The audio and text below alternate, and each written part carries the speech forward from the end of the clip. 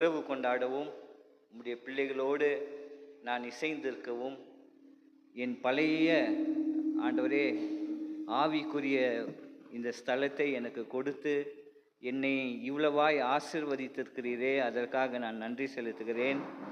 உம்மை ஸ்தோத்திரிக்கிறேன் அப்பா. ஆண்டவரே, எல்லோரையும் நீர் ஆசீர்வதியும். இந்த ஆண்டில், இந்த புதிய மாதத்திலே, வரப்போகிற நாட்களிலே உம்முடைய முழு கிருபையையும் சமாதானத்தையும் உம்முடைய பிள்ளைகள் அனுபவிக்க வேண்டும் என்று நான் மன்றாடுகிறேன் சுவாமி. நீர் ஆசீர்வதியும் அப்பா. இந்நாளின் ஆண்டவரே வழிபாட்டினிலே உம்முடைய கரம் இருக்கட்டும். நீர் ஆசீர்வதியும். உம்மை தொழுது கொள்ளும்போது ஆவியோடும் உண்மையோடும் நாங்கள் தொழுது கொள்ள வேண்டும்.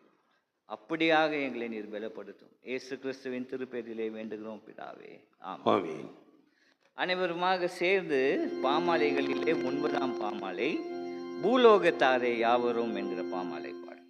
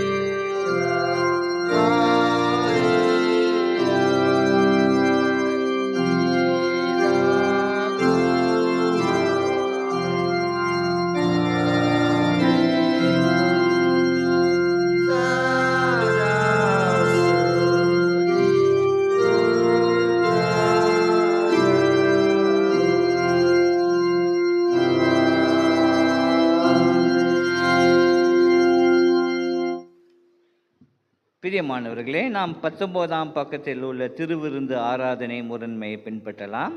பக்கம் 19. ஜெபம் செய்வோம். எல்லா இருதயங்களையும், எல்லா விருப்பங்களையும், எல்லா ரகசியங்களையும் அறிந்திருக்கிற சர்வ வல்லமையுள்ள கடவுளே, நாங்கள் தேவரீரிடத்தில் பரிபூர்ணமாய் அன்பு கூறவும், உமது பரிசுத்த நாமத்தை உத்தமமாய் மகிமைப்படுத்தவும், உமது பரிசுத்த ஆவியின் ஏவுதலால் எங்கள் இருதயத்தின் சிந்தனைகளை சுத்தம் பண்ணியுள்ள எங்கள் கர்த்தராகிய கிறிஸ்துவின் மூலமாய் வேண்டிக் கொள்கிறோம். அனைவரும் சேர்ந்து சொல்லுவோம். உன்னதத்தில் இருக்கிற தேவனுக்கு மகிமையும், பூமியிலே சமாதானமும், மனிதர் மேல் பிரியமும் உண்டாவதாக. கர்த்தராகிய பராபரனே, பரம ராஜாவே, சர்வத்துக்கும் உள்ள பிதாவாகிய தேவனே, உம்மை துதிக்கிறோம், உம்மை புகழுகிறோம், உம்மை வணங்குகிறோம். உமது மகிமை நிமித்தம், உமது சிறந்த மகிமை நிமித்தம் உமக்கு ஸ்தோத்திரம் செலுத்துகிறோம். கர்த்தராக இருக்கிற ஒரே பேரான குமாரனாகிய இயேசு கிறிஸ்துவே, கர்த்தராகிய பராபரனே, பிதாவின் சுதனே, உலகத்தின் பாவத்தை சுமந்து தீர்க்கிற தேவாட்ட குட்டியே எங்களுக்கு இறங்கும். உலகத்தின் பாவத்தை சுமந்து தீர்க்கிறவரே எங்கள் ஜெபத்தை ஏற்றுக்கொள்ளும்.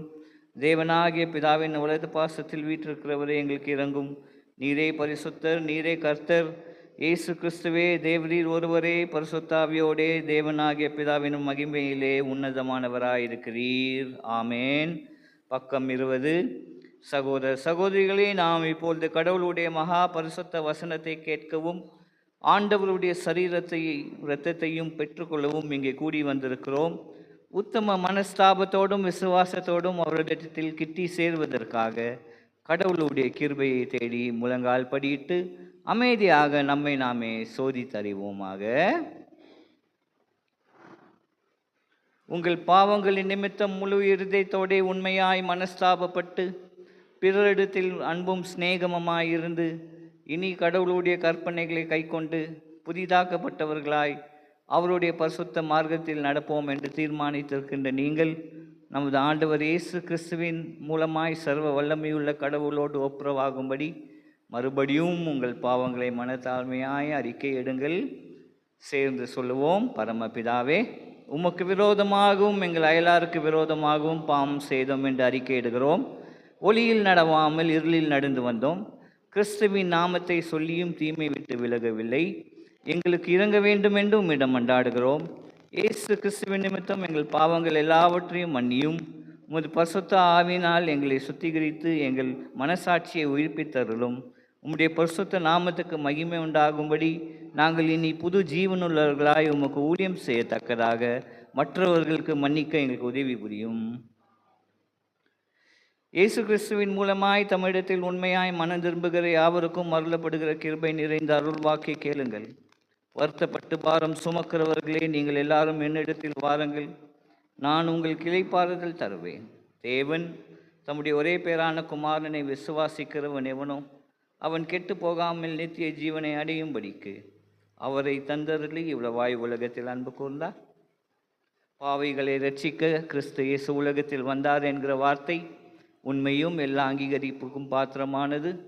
ஒருவன் பாவம் செய்வானானால் நீதிபரராயிருக்கிற இயேசு கிறிஸ்து நமக்காக பிதாவின் இடத்தில் பரிந்து பேசுகிறவராயிருக்கிறார். நம்முடைய பாவங்களை நிவர்த்தி செய்கிற கிருபாதார பலி அவரே. நம்முடைய பரம பிதாவாகிய சர்வ வல்லமையுள்ள கடவுள் உத்தம மனஸ்தாபத்தோடும் உண்மையான விசுவாசத்தோடும் தம்மிடத்திற்கு மனம் திரும்பி தங்கள் சகோதர சகோதரிகள் குற்றங்களை மன்னிக்கிற யாவருக்கும் பாவ மன்னிப்பை அருளச் செய்வோம் என்ற மிகுந்த இரக்கமாய் வாக்கு தத்தம் செய்திருக்கிறார். அவர் நம்முடைய ஆண்டவர் இயேசு கிறிஸ்துவின் நிமித்தம் உங்களுக்கு இறங்கி உங்கள் பாவங்கள் எல்லாவற்றையும் மன்னித்து அவைகளினின்று உங்களை விடுதலையாக்கி சகல நன்மையிலும் உங்களை உறுதிப்படுத்தி நிலை நிறுத்தி உங்களை நித்திய ஜீவ கரையில் சேர்ப்பாராக. தேவரீர்க்கே ஸ்தோத்திரம் உண்டாவதாக. கர்த்தர் உங்களோடு இருப்பாராக. திருமறை பாடம் படிக்க கேட்போம்.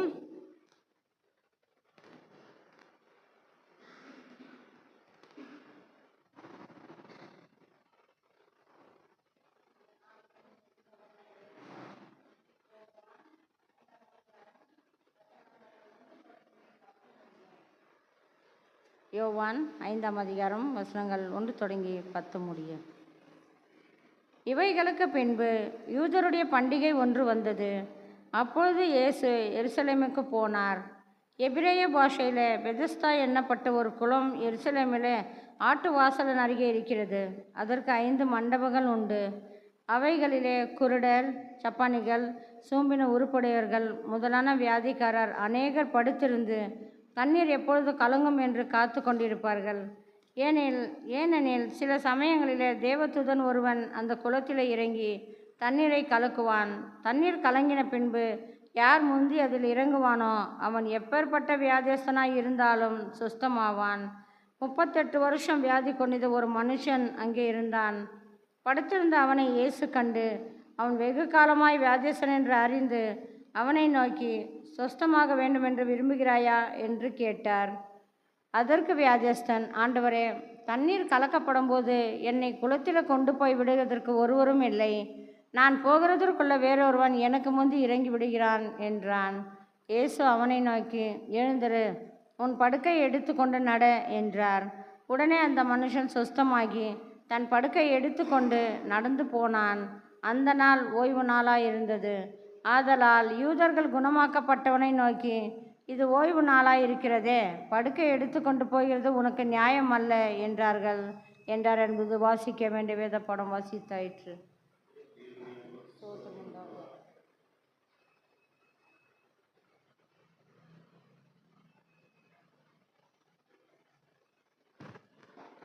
The Gospel reading is taken from John chapter 5 verse 1 to 10.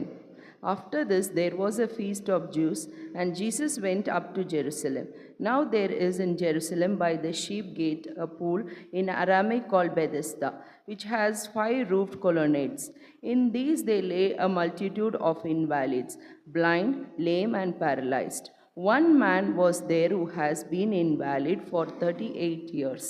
When Jesus saw him lying there, he knew that he had already been there for a long time. He said to him, "Do you want to be healed?" The sick man answered him, "Sir, I have no one to put me into the pool when the water is stirred up. And while I am going, another steps down before me." Jesus said to him, "Get up, take up your bed and walk." And at once the man was healed, and he took up his bed and walked. Now that day was the Sabbath. So the Jews said to the man who had been healed, "It is the Sabbath, and it is not lawful for you to make up your bed." Amen. Here ends the reading.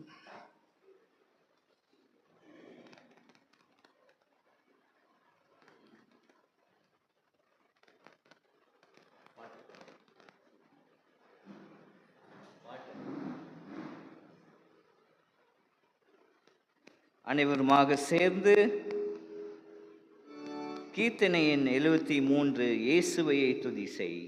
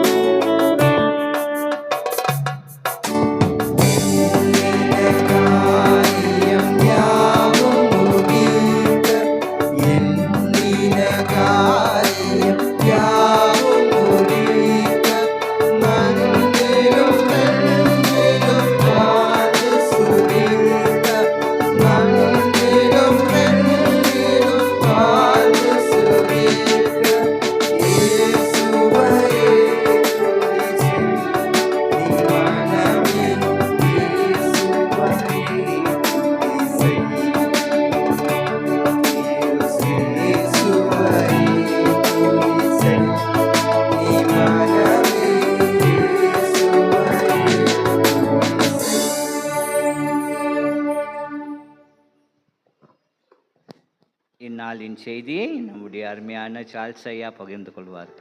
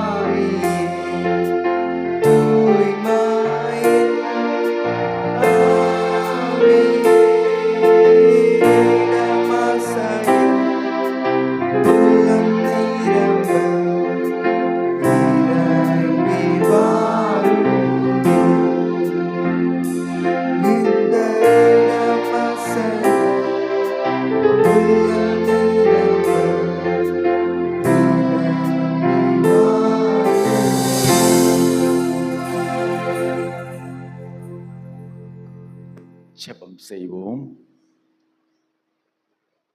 ஆம் தகப்பனே, அசைவாடும் ஆவியானவரே, எங்கள் மத்தியிலே நீர் பிரசன்னராயிருந்து தகப்பனே உம்முடைய திட்டத்தின்படி சுவாமி எங்களுக்கு தேவையான இந்த காலை வேளையிலே உம்முடைய திருமறையிலிருந்து ஆகாரத்தை தாருங்கள். கர்த்தர் தாமே இந்த சமயத்தை ஆசீர்வதிக்க வேண்டுமாய் செபிக்கிறேன். இயேசு மூலம் ஜெபம் கேளும் பிதாவே, ஆமேன். அமருவோம். கர்த்தர் கொடுத்த இந்த அருமையான நாளுக்காய் தேவனை ஸ்தோத்திரிக்கிறேன். நம்முடைய அன்பு தந்தை நமக்கு நம்முடைய ஆலயத்திலே இதற்கு முன்பாக ஊழியம் செய்தவர் ரெவரண்ட் ராஜா சிங் ஐயா அவர்கள் மறுபடியும் வந்திருப்பது அதிக மகிழ்ச்சி. உள்ளத்தின் ஆழத்திலிருந்து திருச்சபையாக அவரை வரவேற்கிறோம், வாழ்த்துகிறோம். கர்த்தர் நல்ல ஆரோக்கியத்தை கொடுத்து ஐயா அவர்களுக்கு ஊழியங்களையும் தேவனுடைய வாக்கியங்களையும் அநேகருக்கு சுவாமி ஆதரவாய் வைத்திருப்பதற்காக ஸ்தோத்திரிக்கிறோம். அவரை திருச்சபையின் சார்பிலே அன்போடு அவரை அழைக்கின்றோம், வாழ்த்துகிறோம். குடும்பத்தை ஆசீர்வதிக்க வேண்டுமாய் நாம் செபிக்க வேண்டும். கர்த்தர் தாமே கொடுத்த இந்த வாய்ப்புக்காக அவருக்கு மறுபடியும் நம் மத்தியில் இருப்பதற்காக நமக்கு அதிக மகிழ்ச்சி. அதே போல் நம்முடைய எல்லா கமிட்டி மெம்பர்ஸுகளுக்காகவும் கடந்த 2 வாரங்களுக்கு முன்பாக நடந்த VBSஐ நான் உங்களுடைய வாட்ஸ்அப்பில் பார்த்தேன். அதிக மகிழ்ச்சி அடைந்தேன். கர்த்தர் நம்முடைய திருச்சபையை விதமாக ஆசீர்வதித்திருப்பதற்காக கர்த்தருக்கு நன்றி செலுத்திக் கொள்கின்றேன். இந்த நாளிலும் கூட உலகம் முழுவதுமாய் ஒரு விசேஷித்த நாளாய் கொண்டாடப்படுகிறது. அது என்னவென்றால் உலக தொழிலாளர்களுடைய தினம், த வேர்ல்ட் லேபர்ஸ் டே. இந்த இந்நிலையிலே நமக்கு இந்த நாளிலே கொடுக்கப்பட்டிருக்கிற திருமறை பகுதி நற்செய்தி நூலிலே யோவான் எழுதிய நற்செய்தி நூல் 5ஆம் அதிகாரம் 1 to 10 வாக்கியங்கள். இந்த யோவான் எழுதிய நற்செய்தி நூலிலே அவர் அநேக காரியங்களை எழுதி வந்து ஒரு 7 குறிப்பான அற்புதங்களை செய்ததை, இயேசுவின் அற்புதங்களை செய்ததை அவர் குறிப்பிடுகிறார். இதில் ஒன்று, இந்த 5ஆம் அதிகாரத்திலே 38 வருஷமாய் வியாதியாயிருந்த ஒரு மனுஷனுக்கு சுகம் கொடுப்பதை நாம் பார்க்கின்றோம். ஆனால் இதனுடைய சிறப்பு ஏன் இந்த லேபர்ஸ் டே இன்றைக்கு இந்த திருமறை பகுதியை கொடுத்திருக்கிறார்கள் என்றால், இது நடந்த சம்பவம் அது ஓய்வு நாளாயிருந்தது. ஓய்வு நாளிலே வேலை செய்யக்கூடாது. யூதர்களுடைய அவருடைய கலாச்சாரத்தின் பிரகாரமாய் பழைய ஏற்பாட்டின் எல்லா காரியங்களில் நாம் பார்க்கும்போது தேவனே ஓய்ந்திருந்தார் 7ஆம் நாளில். திருப்பவும் ஆதியாகமம் 1ஆம் அதிகாரம் 2ஆம் அதிகாரம்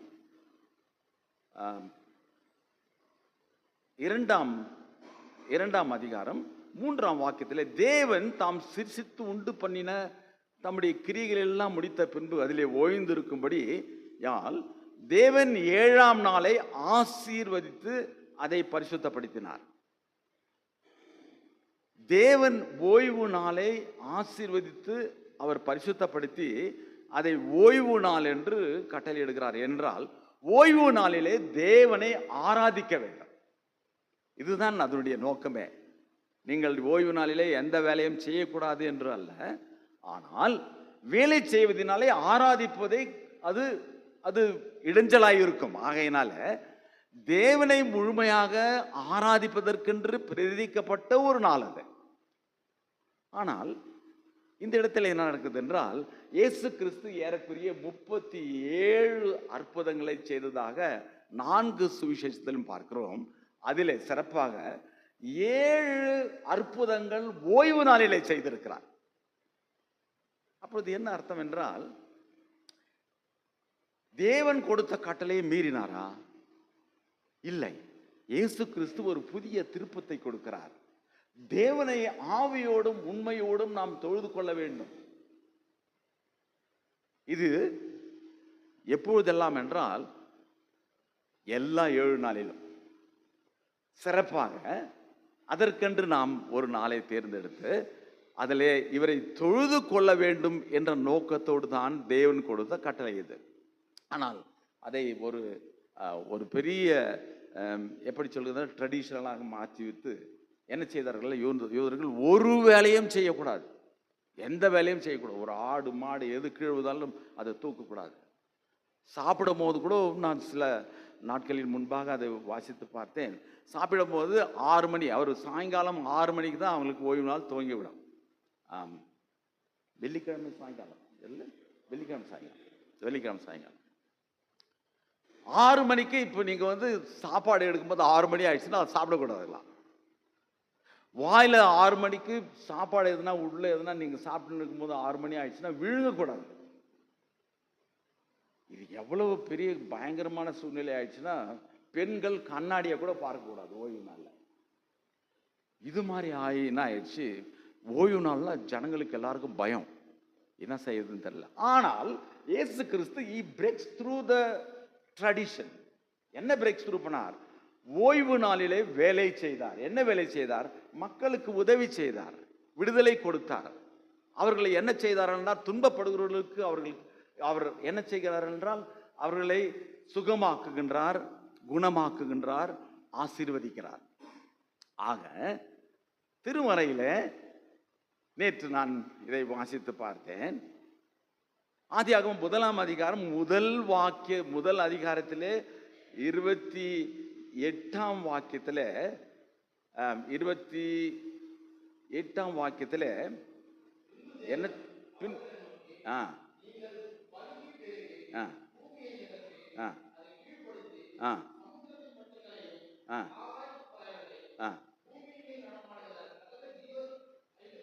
ஆ ஆண்டு கொள்ளுங்கள் என்ற வேலையை அவர் கொடுக்கின்றார்.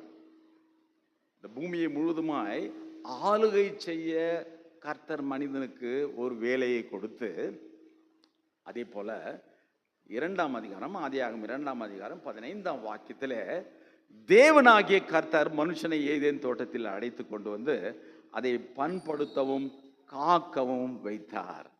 ஆகையினால் என் அன்பு சகோதர சகோதரிகளே, முதலாவது மனிதனை உண்டாக்கிய பிறகு தேவன் கொடுக்கின்றது என்னவென்றால் அவனுக்கு வேலை செய்யாது இருக்கக்கூடாது. அநேக இடங்களில் நான் பார்த்திருக்கிறேன், சுறுசுறுப்பாக என்ன பல தேசங்களில் சுறுசுறுப்பாக வேலை செய்தனாலும் முன்னேறி இருக்கிறார்கள். ஆகையினால கர்த்தர் நம்மை எதற்காக படைத்திருக்கிறார் என்றால், நாம் உபயோகப்பட வேண்டும். நம்முடைய வாழ்க்கை நமக்கும் நம்முடைய குடும்பத்தாருக்கும் நம்முடைய சமுதாயத்திற்கும் நம் திருச்சபைக்கும் ஏதோ ஒரு வகையில் உங்களுக்கு முடிந்த ஒரு கெப்பாசிட்டி, அவங்களுக்கு முடிந்த ஒரு கர்த்தர் கொடுத்திருக்கிற காரியங்களில் நாம் உண்மையாகவும் உத்தமமாகவும் வேலை செய்ய வேண்டும். இந்த இடத்துல நாம் பார்க்கும்போது யோவான் எழுதிய நற்செய்தி நூல் 5ஆம் அதிகாரத்தில் ஒரு சம்பவம் நடக்கின்றது.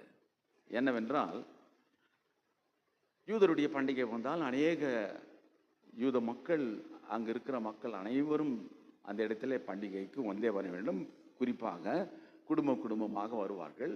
இந்த இடத்துல எபிரேய பாஷையிலே பஸ்கா என்று சொல்லப்பட்ட ஒரு குலம் எருசலேம் ஆட்டு வாசலில் இருக்கிறது. அதற்கு 5 மண்டபங்கள் உண்டு. பெதஸ்தா என்றால் கருணையின் வீடு. இந்த இடத்துல என்ன பார்க்கிறோம் என்றால், குருடர்கள், சப்பானிகள், சுகம் வியாதி உள்ளவர்கள் அநேகர் அந்த இடத்துல படுத்திருப்பார்கள். தண்ணீர் சில நேரங்களிலே அந்த குளத்திலே கலக்கப்படும். அப்பொழுது யார் கலக்குவது என்றால் தேவ தூதர் என்று எழுதப்பட்டிருக்கிறது. அந்த சமயத்தில் முதலாவதாக யார் அந்த தண்ணீர் உள்ளே இறங்குகிறானோ அவன் சுகமடைவான் என்று நம்முடைய திருமறை கூறுகின்றது. இந்த கருணையின் வீட்டிலே என்ன நடக்கிறது என்றால், இந்த பெதஸ்தா குளத்திலே, அதனுடைய பெயரே கருணையின் வீடு, mercy place or mercy pool. வீட்டிலே வியாதியாய் அவர்கள் அநேக வருஷம் இருந்தவர்களை பார்க்க முடியாமல் இங்கு கொண்டு வந்து போட்டு விடுவார்கள். ஆகையினால அந்த இடம் எப்படி மாறிவிட்டது என்றால், கருணையின் வீடு இல்லை, யாரும் கவனிக்காமல் சிநேகிதர்கள் விட்டு இருப்பார்கள், சமுதாயம் விட்டு இருக்கிற சூழ்நிலை, குடும்பம் விட்டு இருக்கிற சூழ்நிலை, தானே வாழக்கூடிய விருப்பம் இல்லாத ஒரு மனிதன் அங்க படுத்துக்கொண்டு இருப்பான். அப்பொழுது என்ன நடக்கிறது என்றால், அநேக மக்கள் அந்த இடத்துல கூடியிருப்பதினாலே வியாதியஸ்தர்கள் படுக்கையாக படுத்து கொண்டிருப்பார்கள். அந்த இடம் முழுவதுமாய் அவன் வருஷமாய் அல்லது மாதமாய் நாட்களாய் படுத்து கொண்டு இருந்தால், அவனை கவனிக்காக இருந்தால் அந்த முழுவதுமாய் எப்படி இருக்கும் பாருங்க. நூற்றுக்கணக்கான மக்கள், ஆயிரக்கணக்கான மக்கள். அந்த இடம் கருணையின் வீடு இல்லை, ஒரு கஷ்டமான வீடு, கசப்பான வீடாய் மாறி இருக்கிறது. அப்போது இயேசு என்ன செய்கிறார் என்றால், ஆட்டு வாசல் வழியாக, என்ன ஆட்டு வாசல், பரலோகத்தில் வந்த தேவ ஆட்டுக்குட்டி, இவர் எருசலேம் வாசல், ஆட்டு வாசல் உள்ளாக அவர் அடுத்த வாரம் போகின்ற இந்த சிலுவையின் மரணத்தை ஏற்றுக்கொள்ள போகின்ற அந்த காரியங்களுக்கு முன்பாக நடந்த சம்பவம் இது. ஆட்டு வாசல் வழியாக நான் உலகத்திற்கு பலி கொடுக்க வந்திருக்கிறேன், என்னை தியாகம் பண்ண வந்திருக்கிறேன், மக்களுக்கு விடுதலை கொடுக்க வந்திருக்கிறேன். அந்த செய்தியை கூறத்தக்கதாக ஆட்டு வாசல் வழியாக உள்ளே செல்கின்றார். ஏன் அது ஆட்டு வாசல்? இந்த குலத்திலே அப்போது என்ன செய்வார்கள் என்றால், ஆடுகளை கழுவி அந்த ஆட்டு வாசல் உள்ளே அழைத்து சென்று அந்த இடத்திலே என்ன செய்வார்கள் என்றால் பலி செலுத்துவார்கள். இதுதான் இது பேக்ரவுண்ட், இந்நிலை. இப்பொழுது என்ன நடக்கிறது என்றால், 38 வருஷமாய், 1 வருஷம் இல்லை, 2 வருஷம் இல்லை, நம்ம வீட்டில் கொஞ்ச நாள் சுகம் இல்லாமல் இருந்தாலே மக்களுக்கு சலிப்பு ஏற்படுத்தி விட்டுகிறது. நடக்க முடியாமல் போய்விட்டால் அவர்கள் ஒரே இடத்தில் இருந்தால் அவர்களுக்கு பார்த்துக்கொள்வது அதிக கஷ்டம், சிரமம் தான். ஆனால் இந்த இடத்துல 38 வருஷமாய் ஒவ்வொரு நாளும் அவன் எப்போது தேவதூதன் வருவான் என்று அவன் காத்து கொண்டு தன்னை முழுமையாய் எப்படி ஆகிலும் சுகம் பெற்று கொண்டு நாம் வீடு திரும்புவோம் என்று காத்து கொண்டிருந்தவன் 1 வருஷம் இல்லை, 38 வருஷம் அதிக கவலையோடு வேதனையோடு தன் வாழ்க்கை முழுதுமாய் சென்று விட்டதே, பாழாய் விட்டதே, மனிதர்களை இவர்கள் போல வாழ முடியவில்லையே என்று யோசித்து கொண்டிருந்த அந்த மனிதனுடைய வாழ்க்கையில 38 வருஷமாய் வியாதி இருந்த மனுஷன், the condition of the sick man. இந்த கண்டிஷன் ஹோப்லெஸ் கண்டிஷன். அவருடைய வாழ்க்கையில ஒரு நம்பிக்கையும் இல்லாத ஒரு மனிதன். அவனை என்ன பார்க்கிறார்? இயேசு கண்டு அவருடைய கண்கள் அவனை பார்க்கிறது.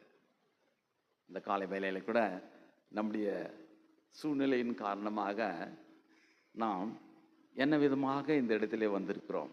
த கண்டிஷன் ஆஃப் அஸ். ஒருவேளை கைவிடப்பட்டவர்களா, குடும்பத்தில் பிரச்சனையோடு வந்திருக்கிறோமா, சரீரத்தின் வியாதியோடு வந்திருக்கிறோமா, அல்லது ஏதோ ஒரு கஷ்டத்திலிருந்து இந்த காலை வேளை வந்திருக்கலாம். ஆனால் இப்படிப்பட்டவர்களுக்கு தான் இயேசு வந்தார், நம்மை காண்கிறார். இவருடைய கண்கள் பார்த்தது வெகு காலமாக வியாதியஸ்தனாய் இருந்தான் என்று நோக்கி அவனை பார்த்து சுகமாக விரும்புகிறாயா என்று கேட்கிறார். இந்த கேள்வி எப்படி இருக்கு பாருங்க. யாருன்னா வீட்டுக்கு போகிறோம், சுகம் இல்லாத இருக்கிறாங்க, ஹாஸ்பிட்டலுக்கு போகிறோம், சுகம் இல்லாத இருக்கிறாங்க, அந்த இடத்துல அவங்கள போயிட்டு சுகமாக வீட்டுக்கு போகிறதுக்கு இஷ்டமான்னு கேட்போமா? ஏன்? இவனுக்கு இது வசதியாக போயிடுச்சு. 38 வருஷமே இங்கே தான் இருக்கிறான். ஆகையினால இவனுக்கு மறுபடியும் போயிட்டு வேலைகளை செய்து எதனா பழைக்கணும்னு சொல்லிட்டு விருப்பம் இருக்குமோ என்ன தெரியாது. எப்பவுமே அவர் வாசலண்டே அருகே நின்று கதவை தட்டுகிறார். அதுதான் வெளிப்படுத்தின விசேஷத்தில் நாம் பார்க்கின்றோம். யார் கதவை திறக்கிறானோ அவருடைய வீட்டிலே உள்ளே பிரவேசிப்பார். You will knock the door, you will not break the door. இந்த காலை வேளையில இவன் என்ன செய்கிறான் என்றால், அதற்கு வியாதியஸ்தன் ஆண்டவரே தன்னை முழுமையாக ஒப்பு கொடுக்கிறான். The condition of the sick man is he surrenders completely, absolutely. ஆண்டவரே, தண்ணீர் கலக்கும் போது என்னை குளத்தில் கொண்டு போய் விடுகிறதற்கு ஒருவனும் இல்லை, நான் போகிறதற்கு முன்பே வேறொருவன் எனக்கு முந்தி சென்று விடுகிறான் என்று இயேசுவை பார்த்து தன்னை முழுமையாக தன்னுடைய வாழ்க்கையில நான் தோல்வி உற்றவன், எனக்கு வாய்ப்பே இல்லை, இத்தனை வருஷமா இங்கு இருந்து விட்டேன், என்னை இந்த குளத்துக்குள்ளாக அழைத்து செல்கிறவர் யாரும் இல்லை என்று தன்னை முற்றிலுமாய் இயேசுவுக்கு ஒப்பு கொடுத்த மனிதனை இந்த இடத்திலே பார்க்கின்றோம். ஆமென். இந்த காலை வேளையில யார் இருந்தாலும் சரியே, இந்த செய்தியை கேட்கிற அனைவருக்கும் இது ஒரு நல்ல ஒரு வாய்ப்பு. கர்த்தரிடத்திலே தன்னை முழுமையாக ஒப்பு கொடுக்கின்ற யாவருக்கும் கர்த்தர் என்ன செய்கிறார் என்றால், அது எந்தவித பிரச்சனை இருந்தாலும், நீடிய காலமாக இருந்தாலும், குறுகிய காலமாக இருந்தாலும், கர்த்தர் என்ன செய்ய அதிலிருந்து விடுதலை கொடுக்கிறார். இயேசு அவனை நோக்கி, எழுந்திரு, உன் படுக்கையை எடுத்துக்கொண்டு நட என்று சொல்கிறார். இது ஒரு கதை அல்ல. இன்று கூட அந்த இடத்துல ஆனிஸ் சர்ச் இருக்கிறது. ஆனி யாரு? மேரியினுடைய அம்மா பேரு ஆனி. அந்த இடத்துல 1856 என்று நினைக்கிறேன், அந்த இடத்துல ஒரு ஆலயத்தை கட்டினார்கள் பெதஸ்தா குளத்தில். பெதஸ்தா குளம் இன்றும் இருக்கிறது. அந்த இடத்துல ஒரு ஆலயத்தை, பெரிய ஆலயத்தை கட்டியிருக்கிறார்கள். இது கட்டுக்கதை அல்ல. ஸோ ஆகையினால இது நடந்த சம்பவம். இயேசு என்ன செய்கிறார் என்றால், எழுந்திரு, உன் படுக்கையை எடுத்துக்கொண்டு நட. உடனே அந்த மனுஷன், உடனே என்று பார்க்கும்போது இயேசுவின் வார்த்தைக்கு எத்தனை விதமான வல்லமை. there is a strength. he was a stand up. எழுந்து நிற்கிறான். 38 வருஷமாய் நடக்க முடியாதவன் எழுந்து நிற்கிறான். வலிமை என்ன அவனுக்கு கிடைத்தது என்றால் பலன். இயேசுவின் வார்த்தையில கிடைத்தது என்ன? பலன். இந்த காலவேளை எந்த பலவீனமா இருக்கட்டும், இயேசுவின் நாமத்தினாலே அந்த பலனை கர்த்தர் நமக்கு கொடுக்கிறார். சரீர பலம் இருக்கட்டும், அது எந்த விதமான பலன் இருக்கட்டும், ஆவிக்குள்ளான பலவீனங்கள் இருக்கட்டும், கர்த்தர் என்ன செய்கிறார் என்றால் அவருடைய வார்த்தையிலிருந்து கிடைப்பது ஸ்ட்ரென்த், த பலன். இரண்டாவது, அவன் என்ன செய்கிறான்? படுக்கையை எடுக்கின்றான்.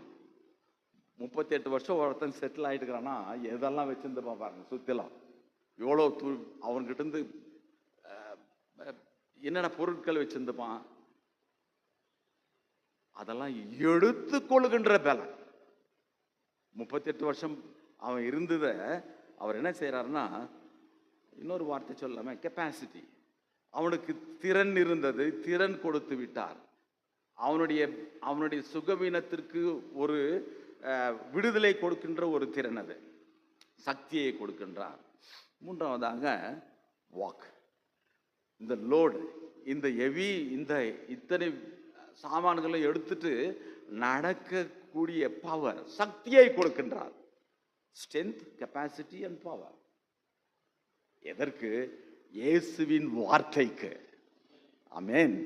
இயேசுவின் வார்த்தைக்கு, இந்த வார்த்தைகளுக்கு மூன்றும் இருக்கிறது. எப்படி என்றால், முடியாததை முடிக்க செய்கிறவர், ஆகாததை நமக்காக செய்து முடிக்கிறவர். அவருடைய வார்த்தையை யாரெல்லாம் விசுவாசிக்கிறோமோ நமக்கு இவ்விதமான ஆசீர்வாதங்களை கொடுக்கிறார். என் அன்பு சகோதரர்களே, நேரமாகிவிட்டது, நான் முடிக்க இருக்கிறேன். The concern of Christ. முதலாவது condition of the sick man, இரண்டாவது கன்சர்ன் ஆஃப் த, அவருடைய கரிசனை என்ன? இவனை பார்த்து எழுந்து நட என்று சொல்கிறார். உடனே எழுந்து நடக்கின்றான். அவன் அவனுடைய எல்லா சாமான்களும் எடுத்துக்கொண்டு நடக்கின்ற சக்தியை அவன் பெற்றுக்கொள்கிறான். ஆனால் என்ன நடக்கிறது? இவன் எடுத்துக்கொண்டு போன அந்த மனிதனை பார்த்து அவர்கள் கேட்கிறார்கள், இது ஓய்வு நாளில் நடந்தது, எப்படி நடந்தது? இது ஓய்வு நாளை பார்க்கிறார்கள், ஆனால் ஒரு மனிதன் விடுதலையானதை பார்க்கவில்லை. என் அன்பு சகோதர சகோதரிகளே, இந்த இடத்துல என்ன பார்க்கிறோம்? வாக்கியம் 14 இந்த மனிதன் எங்கும் போகவில்லை. அதற்கு பின்பு இயேசு அவனை தேவாலயத்திலே கண்டு, முதல் அவருடைய கண்கள் இவனை என்ன பார்த்தது? சரீரத்தின் சுகவீனத்தை பார்த்தது. இயேசு அவனை கண்டு என்று 6ஆம் வாக்கியத்தில் பார்க்கிறோம். சரீர விடுதலை கொடுத்தார். 14வது வாக்கியத்திலே இவனை தேவாலயத்திலே கண்டு, அவர் தான் கண்டுபிடிக்கிறார். இந்த மனிதன் போய் பார்க்கல, அவர்கிட்ட கூட்டத்தில் இவன் இருக்கிறான். ஆனால் ஒரு முறை அவருடைய கண்கள் நம்மை பார்த்து விட்டால் அவர் மறப்பதில்லை. அதுதான் இதனுடைய செய்தியே. என்ன பார்க்கிறார்? அவன் இருதயத்தை பார்க்கிறார். சரீரன் பலவீனத்தை நான் போக்கிவிட்டேன், ஆனால் உன் இருதயத்திலே என்ன நடக்கிறது? இதோ நீ சொஸ்தமாயிருக்கிறாய், சரீரத்தில் சொஸ்தமாயிருக்கிறார். அதிக கேடு உண்டாகாதபடி இனி பாவம் செய்யாது. சரீர பலவீனத்தை நான் உனக்கு பலனை கொடுத்து விட்டேன், ஆனால் ஆன்மீக சுகத்தையும் பலனையும் கூட நான் கொடுக்க வந்தேன். இதுதான் செய்தி. முழுமையாக தேவன் நம்மை என்ன பார்க்கிறார் என்றால், சரீர பலவீனங்களையும் ஆன்மீக பலவீனங்களையும் போக்குறவர்களாய் நம்மை இந்த கால வேளையிலே பார்க்கிறார். அவருடைய கண்கள் பார்க்கின்றது. யாரெல்லாம் அவருடைய வார்த்தைக்கு கீழ்ப்படிந்து வாழ்கிறோமோ, இந்த வாக்கியங்களை எடுத்துக்கொள்கிறோமோ, இயேசு 2 காரியங்களை செய்கிறார். சரீர பலவீனங்களையும் ஆன்மீக பலவீனங்களையும் எடுத்து விடுகிறார். அதற்காக இவன் என்ன செய்கிறான் என்றால், இவன் யூதர்களுக்கு போய், இயேசுதான் இந்த மனிதன் போய் தன்னை சொஸ்தமாக்கினவர் இயேசு என்று யூதர்களுக்கு அறிவிக்கிறார், சாட்சி கொடுக்கிறார். The commitment of the man. என்ன சாட்சி கூறுகிறான்? என்னை சுகமாக்கிறவர் இயேசு கிறிஸ்து தான் என்று. சரீரத்திலையும் ஆன்மீகத்திலையும் சுகம் பெற்றால் நாம் வெளியில் சென்று, சமுதாயத்தில் சென்று, நம்முடைய குடும்பங்களுக்கு சென்று, திருச்சபையில் நம்மை சாட்சிகளாய் கர்த்தர் அழைக்கிறார். என் அன்பு சகோதர சகோதரிகளே, அநேக நாட்களில் நாம் யோசித்து கொண்டிருப்போம், யாரோ உதவி செய்வார்கள் என்று, எது இருந்தாலும் நன்மை கிடைக்கும் என்று. ஆனால் இந்த பெதஸ்தா குளத்தண்டையில் எல்லா வியாதியஸ்தர்களும் நினைத்து கொண்டிருப்பது என்னவென்றால், தேவதூதன் வருவான் என்று. ஆகினாலே இந்த இடத்துல பெதஸ்தா குளத்தில் இருக்கிற மக்களுடைய அந்த எதிர்பார்ப்பும் கிறிஸ்துவும் நாம் ஒருவேளை பார்த்தோம் என்றால், முதன்மையாக ஒரு தேவதூதன் வருவான் என்று அவர்கள் எதிர்பார்த்து கொண்டிருந்தார்கள் அந்த குளத்தண்டையில். ஆனால் இயேசு கிறிஸ்து எல்லா நேரத்திலும் வருகிறவர் நம் மத்தியில். யாரெல்லாம் எப்பெல்லாம் அழைக்கிறோமோ, ஏதோ ஒரு முறை அல்ல, ஏதோ ஒரு சமயம் அல்ல, யாருக்கோ ஒருவர் அல்ல, ஆனால் எப்போதும் நமக்கு அவரை அழைக்கும் போது வருகிறவராக இருப்பார். தேவதூதன் ஒரே நேரத்தில் தான் வந்து போயிடுவான். ஆனால் இயேசு கிறிஸ்து எப்போதும் நம்மோடு கூட இருக்கிறவர். யார் முந்தி போகிறானோ அவனுக்கு தான் சுகம் கிடைக்கும். ஆனால் யாரெல்லாம் உலகத்திலே அவரை கேட்கிறோமோ அனைவருக்கும் சுகம் கொடுக்கிறவர் இவர். தேவதூதன் வெறும் சரீர சுகம் மட்டும் கொடுத்து விட்டு செல்வான். ஆனால் இயேசு கிறிஸ்து ஆவிக்குள்ளான அந்த அந்த அழுக்கை எடுத்து நம்முடைய ஆவியை, உள்ளான மனிதனை பலப்படுத்தி சுகப்படுத்துகிறவர் அவர். தேவதூதன் கொடுப்பது அது டெம்பரவரி, கொஞ்ச நேரம் தான் சரீர சுகம் இருக்கும், அப்புறம் மரித்து போவான். ஆனால் இயேசு கொடுக்கின்ற அந்த ஆசீர்வாதம் it is for everlasting. என் அன்பு சகோதர சகோதரிகளே, angel will not remember us, remember those people. ஆனால் இயேசு கிறிஸ்து உன்னை எப்போதும் அவருடைய சிந்தையிலே நீர் இருக்கிறாய், அவர் உள்ளங்கைகளிலே நம்மை வரைந்து இருக்கிறார். ஆகையினால ஏதோ ஒரு காரியத்தை, ஏதோ ஒரு மனிதனை, ஏதோ ஒரு சூழ்நிலையை பார்த்து நாம் அதை நோக்காமல் இயேசுவை நோக்கி வார்த்தைக்கு கீழ்ப்படிந்து வாழும்போது நம்மை எப்படியாக மாற்றுகிறார் என்றால், வாழ்க்கையிலே இந்த உழைப்பாளிகள் நேரத்தின் ஆசரிப்பு நாட்களிலே நம்மை கூட உழைக்க வச்சு, எல்லா நேரங்களிலும் உதவியற்றவர்களுக்கு உதவி கொடுத்து, அவருடைய கண்ணீரை துடைத்து, மறுபடியும் ஒரு சமுதாயத்தில் நல்ல மனிதர்களாய் மாற்றுவதற்காக சாட்சியாய் வைத்திருக்கிறார். ஆகையினால யாரெல்லாம் இயேசுவிடத்தை இந்த காலை வேளையில், ஆண்டவரே நம்முடைய வார்த்தைக்கு கீழ்ப்படுகிறேன் என்று இந்த 5ஆம் மாதத்திலே முதல் தேதியில ஒப்பு கொடுக்கிறோமோ, அவர்களுக்கு கர்த்தர் சரீர விடுதலையும் ஆன்மீக விடுதலையும் கொடுத்து நம்மை ஆசீர்வதிக்கிறார். கண்களை மூடி ஜெபிப்போம். எங்கள் பரலோக பிதாவே, இந்த அருமையான செய்திக்காக நன்றி சுவாமி. இந்த காலை வேளையில கூட எங்களுடைய சரீரத்தையும் ஆத்துமாவையும் சுவாமி நீங்கள் தொடுங்களப்பா. நீங்கள் பார்த்தால் போதும் சுவாமி. அந்த மனிதனை கண்டீர், 2 இடத்திலே கண்டீர், பெதஸ்தா குளத்தண்டிலே கண்டீர், தேவாலயத்திலே நீர் பார்த்தீர், சரீர பலத்தையும் ஆன்மீக பலத்தையும் கொடுத்தீர், அவனை ஆசீர்வதித்தீர். இந்த கால வேளையிலே கூட சுவாமி எங்களை ஒப்பு கொடுக்கிறோம், அந்த மனிதனை போல இப்படி வார்த்தைக்கு ஒப்பு கொடுக்கிறோம். எங்கள் சரீர பலவீனங்கள், ஆன்மீக பலவீனங்கள் எடுத்து போட்டு சாட்சிகளாய் நிறுத்த கிருபை தாருங்கள். இயேசுவின் நாமத்தில் ஜெபிக்கிறேன் நல்ல தகப்பனே, ஆமென். அருளுரை கேட்ட நாம் எழுந்து நின்று நம்முடைய விசுவாசத்தை அறிக்கை செய்வோம். நீசையா விசுவாச பிரமாணம் பக்கம் 23. வானத்தையும் பூமியையும் காணப்படுகிறதும் காணப்படாததுமான எல்லாவற்றையும் படைத்தவராயிருக்கிற சர்வ வல்லமையுள்ள பிதாவாகிய ஒரே தேவனை விசுவாசிக்கிறேன். ஒரே கர்த்தருமாய் தேவனுடைய ஒரே பேரான குமாரனுமாய் இருக்கிற இயேசு கிறிஸ்துவையும் விசுவாசிக்கிறேன். அவர் சகல உலகங்களும் உண்டாவதற்கு முன்னே தமது பிதாவினாலே ஜெனிப்பிக்கப்பட்டவர், தெய்வத்தில் தெய்வமானவர், ஜோதியில் ஜோதியானவர், மெய்தேவனில் மெய்தேவனானவர், உண்டாக்கப்படாமல் ஜெனிப்பிக்கப்பட்டவர், பிதாவினோடே ஒரே தன்மையுடையவர், சகலத்தையும் உண்டாக்கினவர், மனிதராகிய நமக்காகவும் நமக்கு இரட்சிப்பு உண்டாகவும் பரமண்டலத்திலிருந்து இறங்கி பரிசுத்த ஆவியினாலே கன்னிமரியா இடத்தில் அவதரித்து மனிதனானார். நமக்காக பொந்து பிலாத்துவின் காலத்தில் சிலுவையில் அறையுண்டு பாடுபட்டு அடக்கம் பண்ணப்பட்டார். வேத வாக்கியங்களின்படி 3ஆம் நாள் உயிர்த்தெழுந்தார். பரமண்டலத்துக்கு ஏறி பிதாவின் வலது பார்சத்திலே வீற்றிருக்கிறார். உயிரோரையும் மரித்தோரையும் நியாயம் தீர்க்க மகிமையோடே திரும்ப வருவார். அவருடைய ராஜ்யத்துக்கு முடிவில்லை. கர்த்தருமாய் ஜீவனை கொடுக்கிறவருமாய் பிதாவிலும் குமாரனிலும் நின்று புறப்படுகிறவருமாய் பிதாவோடும் குமாரனோடும் கூட தொழுது ஸ்தோத்திரிக்கப்படுவருமாய் தீர்க்கதரிசிகள் மூலமாக உரைத்தவருமாயிருக்கிற பரிசுத்த ஆவியையும் விசுவாசிக்கிறேன். ஒரே பரிசுத்த பொதுவான அப்போஸ்தல திருச்சபை உண்டென்று விசுவாசிக்கிறேன். பாவ மன்னிப்புக்கென்று நியமிக்கப்பட்ட ஒரே ஞானஸ்தானத்தை அறிக்கையிடுகிறேன். மரித்தோர் உயிர்த்தெழுதலும் மறுமைக்குரிய ஜீவனும் உண்டென்று காத்திருக்கிறேன். ஆமேன். அப்பம் பிடுதல் பகுதி, பக்கம் 27. இதோ சகோதரர் ஒருமித்து பாசம் பண்ணுகிறது எவ்வளவு நன்மையும் எவ்வளவு இன்பமானது. அந்த ஒரே அப்பத்தில் நாம் எல்லாரும் பங்கு பெறுகிறபடியினால் அநேகரான நாம் ஒரே அப்பமும் ஒரே சரீரமாயிருக்கிறோம். நான் அவருடைய கூடாரத்திலே ஆனந்த பலிகளிட்டு கர்த்தரை பாடி அவரை கீர்த்தனம் பண்ணுவேன்.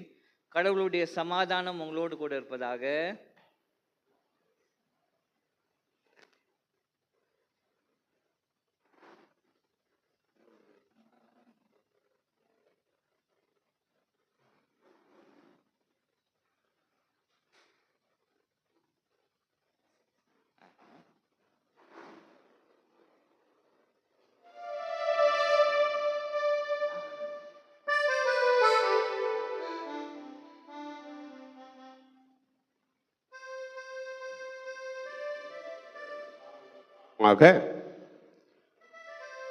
ஐயா இல்லை நம் மத்தியிலை நம்ம சுபகீர்த்தன் அம்மா இந்த 2 வருடம் காலத்தில் நம் மத்தியிலே இல்லை. சரி, சாவி சாவி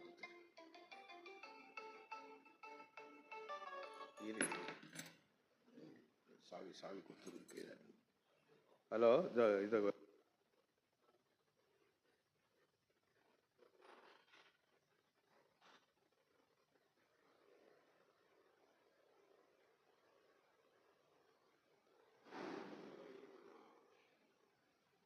நம்ம சொன்னபடி எத்தனையோ காரியங்களை நம் மத்தியிலே வந்து பிரசங்கித்து நாம் எப்படி சொன்னமோ அதுபோல் செய்து கொடுத்து நம்மோடு பகிர்ந்து அவர்களும் கேஜிஎஃப்பை போய் சேர்ந்தார்கள். இப்பொழுது நம்முடைய புதியதாக நம்முடைய மத்தியிலே நம்முடைய ராஜசிங்கை அவர்கள் மறுபடியுமாக நமக்கு ஊழியம் செய்ய வந்திருக்கிறார். நான் அவருடைய வாக்கின் பிரகாரம் நாம் சந்தோஷமாக அவரை ஏற்றுக்கொண்டு அவரை பலப்படுத்தி நம் மத்தியிலே அவர் பிரசங்கிக்க அவர் தேவன் அழைத்திருக்கிறார். இந்த சபையை மறுபடியுமாக அவர் நடத்தி கொடுப்பார். சந்தோஷமாக நடத்தி கொடுத்து விட்டு போனார். இப்பொழுது சந்தோஷமாக நம் மத்தியிலே வந்திருக்கிறார். அதற்காக அவர் வருக என்று சபையின் சார்பாகவும் கமிட்டியின் சார்பாகவும் தாய்மார்களின் சார்பாகவும் அவர்களை வரவேற்கின்றேன். நன்றி செலுத்துகிறேன். வருக என்று வரவேற்கின்றோம். அதனால் அவருடைய வருகை நமக்கு ரொம்ப அதிசயமாக இருக்கின்றது. நம் டயசிஸ் அவரை மறுபடியுமாக இந்த திருச்சபைக்கு உகந்தவர் என்று நம் மத்தியிலே அவரை ஏற்றுக்கொண்டிருக்கிறார்கள். அவர்களுக்கும் நன்றி செலுத்துவோம். மறுபடியுமாக இன்று தினம் காணிக்கை எடுப்பவர்கள் என்ன பேர் காஞ்சனா லட்சுமி இருவரும் வந்து காணிக்கை எடுப்பார்கள். இன்றைய தினம் காணிக்கை பாடலாக கீர்த்தனைகளிலே 383 கீர்த்தனை, ஸ்தோத்திரம் இயேசுநாதா உமக்கென்றும் ஸ்தோத்திரம் இயேசு.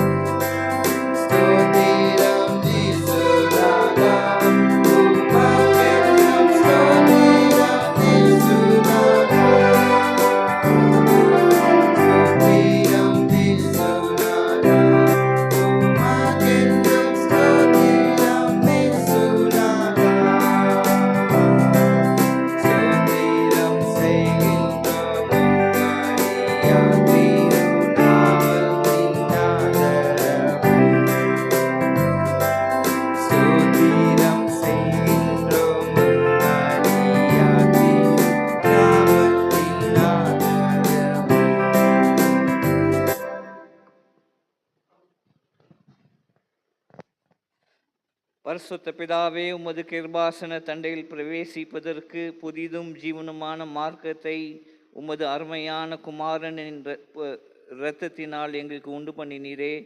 நாங்கள் அவ்வாறராயினும் அவர் மூலமாக உம்மண்டை வருகிறோம். எங்களையும் இந்த காணிக்கைகளையும் உம்முடைய நாம மகிமைக்காக அங்கீகரித்து உபயோகிக்கும்படியாக தாழ்மையோடு வேண்டிக் கொள்கிறோம். வானத்திலும் பூமியிலும் உள்ளவை எல்லாம் உம்முடையவைகள் உமது கரத்தில் வாங்கி உமக்கு கொடுக்கிறோம். ஆமேன். அமரலாம், ஜெபம் செய்வோம். இயேசுவே, உத்தம பிரதான ஆசாரியரே, நீர் உமது சீஷர்கள் மத்தியில் பிரசன்னமாய் இருந்தது போலவே எங்கள் மத்தியிலும் பிரசன்னமாகி அப்பத்தை பிற்கையில் எங்களுக்கு உம்மை வெளிப்படுத்தியருளும். நீரே பிதாவோடும் பரிசுத்தாவியோடும் சதா காலமும் ஒரே கடவுளாக ஜீவித்த அரசாளுகிறீர். ஆமேன். ஆண்டவர் உங்களோடு இருப்பாராக. உங்கள் இருதயத்தை உயர்த்துங்கள். நம்முடைய ஆண்டவராகிய கடவுளுக்கு ஸ்தோத்திரம் செலுத்த கடவோம். ஆண்டவரே, பரிசுத்த பிதாவே, சர்வ வல்லமையுள்ள நித்திய கடவுளே, நாங்கள் எக்காலத்திலும் எவ்விடத்திலும் உமக்கு ஸ்தோத்திரம் செலுத்துகிறது தகுதியும் நீதியும் எங்களுக்கு விசேஷித்த கடமையுமாய் இருக்கிறது. உமது குமாரனும் எங்கள் ஆண்டவருமாகிய இயேசு கிறிஸ்துவின் மூலமாக நிர்வாணங்களையும் பூமியையும் அவைகளில் உள்ள எல்லாவற்றையும் சிருஷ்டித்தீர். மனிதனையும் உமது சாயலாக உண்டாக்கினீர். அவன் பாவத்தில் விழுந்தபோது புது சிருஷ்டியின் முதற் பலனாக நீர் அவனை மீட்டு கொண்டீர்.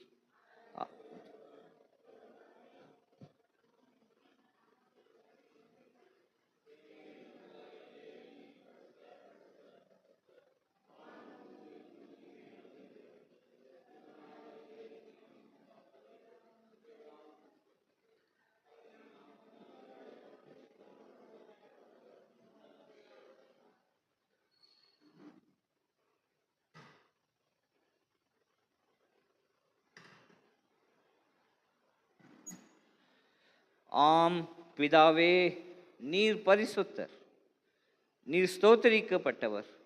தேவரீர் மனிதரில் உருக்கமாய் அன்பு கூர்ந்து உமது ஒரே பேரான குமாரனாகிய இயேசு கிறிஸ்து எங்கள் தன்மையை தரித்து கொள்ளவும், சிலுவையில் மரித்து எங்களை மீட்டு கொள்ளவும் அவரை தந்தருளினீரே. அவர் சிலுவையில் ஒரே தரம் தம்மை தாமே ஏக பலியாக ஒப்பு கொடுத்து சர்வ லோகத்தின் பாவங்களையும் நிவர்த்தி செய்வதற்கு நிறைவும் பூர்ணமும் போன்றதுமான பலியையும் காணிக்கையையும் பரிகாரத்தையும் செலுத்த மட்டுமல்லாமல் தமது அருமையான மரணத்தை என்றைக்கும் நினைப்பூட்டும் ஞாபகத்தை நியமித்து தாம் திரும்ப வரவளவும் நாங்கள் அதை அனுசரித்து வரும்படி நமது பரிசுத்த சுவிசேஷத்தில் கட்டளையிட்டாரே. அவர் தாம் காட்டி கொடுக்கப்பட்ட அந்த ராத்திரியிலே அப்பத்தை எடுத்து சீஷர்களுக்கு கொடுத்து, நீங்கள் வாங்கி புசியுங்கள், இது உங்களுக்காக கொடுக்கப்படுகிற என்னுடைய சரீரம், என்னை நினைவு கூறும்படி இதை செய்யுங்கள் என்றார். இன்னும் முடியல, இருங்க. அப்படியே போஜனம் பண்ணின பின்பு அவர் பாத்திரத்தையும் எடுத்து ஸ்தோத்திரம் பண்ணி அவர்களுக்கு கொடுத்து, நீங்கள் எல்லாரும் இதிலே பானம் பண்ணுங்கள், இது பாவ மன்னிப்புண்டாகும்படி உங்களுக்காகவும் அநேகருக்காகவும் சிந்தப்படுகிற புது உடன்படிக்கைக்குரிய என்னுடைய ரத்தம், இதை பானம் பண்ணும் போதெல்லாம் என்னை நினைவு கூறும்படி இதை செய்யுங்கள் என்று திருவுளம் பற்றினார்.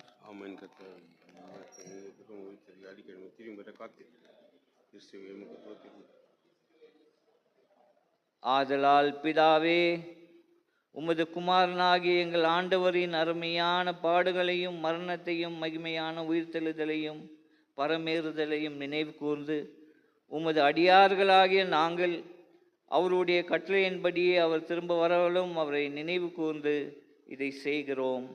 அவரில் நீர் எங்களுக்காக நிறைவேற்றின பூர்ண மீட்புக்காக உமக்கு நன்றி செலுத்துகிறோம்.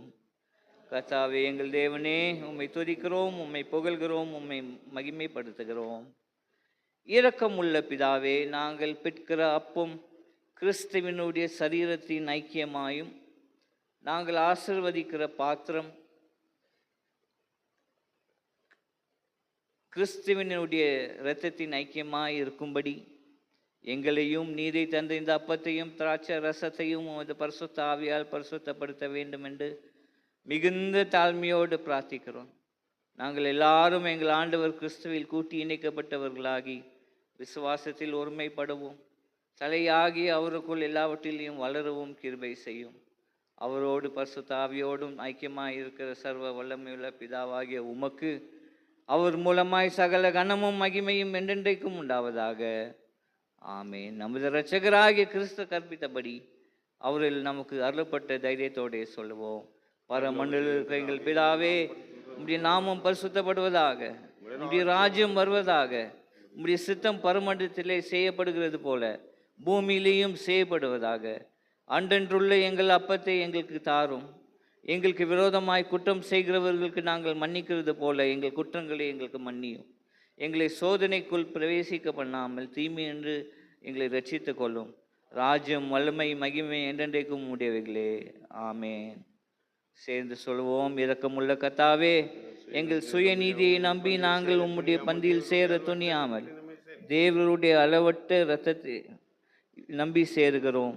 உம்முடைய மேசையின் கீழ் விழும் துணிக்கைகளை பொறுக்கிக் கொள்ள நாங்கள் பாத்திரர் அல்ல. ஆனாலும் தேவரீர் எப்பொழுதும் இரக்கம் செய்கிற லட்சணமுடைய மாறாத ஆண்டவராய் இருக்கிறீர்.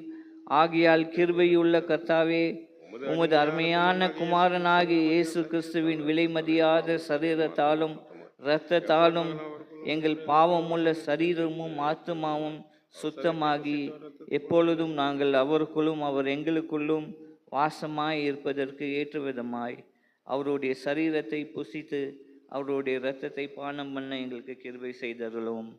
ஆமேன். நாம் பிற்கிற அப்பம் கிறிஸ்தினுடைய சரீரத்தின் ஐக்கியமாக இருக்கிறதல்லவா? உலகத்தின் பாவத்தை சுமக்க தேவாட்டுக்குட்டி, உலகத்தின் பாவத்தை சுமத்து தீர்க்க தேவாட்டுக்கும் சமாதானத்தை தான்.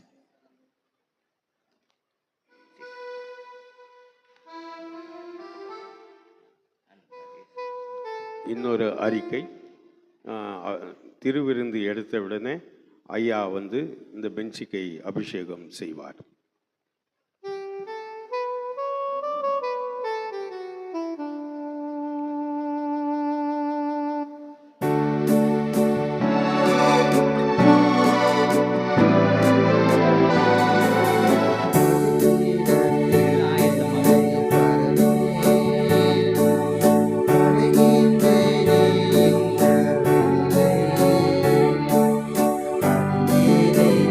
சித்தம் போல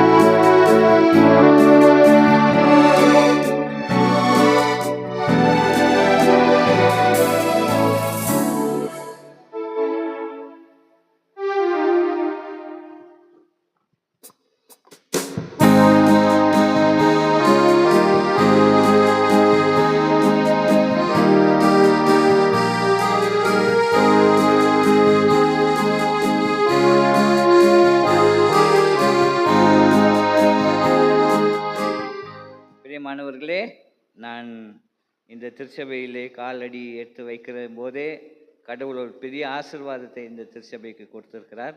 எல்லா புது பெஞ்சுகள் வந்திருக்கிறது. நான் முன்னாடி இங்கே இருக்கும்போது வெறும் சேர்கள் தான் இருந்தது. ஆனால் ஆண்டவர் இப்போ எல்லாருக்கும் நல்ல ஒரு பெஞ்சு கொடுத்திருக்கிறார். அதை நாம் பிரதிஷ்டை செய்வோம், ஜெபிப்போம். அன்பின் ஆண்டவரே, இந்த நீர் கொடுத்திருக்கிற அருமையான உடன் பெஞ்சஸ்க்காக நாங்கள் ஸ்தோத்திரிக்கிறோம். ஆண்டவரே, இதற்காக உழைத்த பிள்ளைகளுக்காக நன்றி செலுத்துகிறோம். இது உருவாக வேண்டும் என்று காணிக்கை கொடுத்த பிள்ளைகளுக்காக நாங்கள் நன்றி செலுத்துகிறோம். முழு திருச்சபையும் இந்த பெஞ்சுக்கு காரணமாக இருக்கிறது. திருச்சபையில் உள்ள ஒவ்வொரு அங்கத்தினரும் இதற்காக உழைத்திருக்காங்க, கொடுத்தாங்க, தங்களுடைய உள்ளத்தின் ஆழத்திலிருந்து கொடுத்திருக்கிறாங்க. ஆகையால் இது பெரிய ஒரு மகிமையான பெஞ்சஸாக இருக்கிறதுப்பா. உங்களுடைய ஆசீர்வாதத்தை அந்த பெஞ்சஸை, இந்த தண்ணீரை பரிசுத்தமாக்கி உடைய இரத்தமாக தெளிக்கும் பொழுது நீர் கிருபை செய்ய வேண்டும் என்று இயேசு கிறிஸ்துவின் திருப்பெயரிலே வேண்டுகிறோம் பிதாவே. ஆமென்.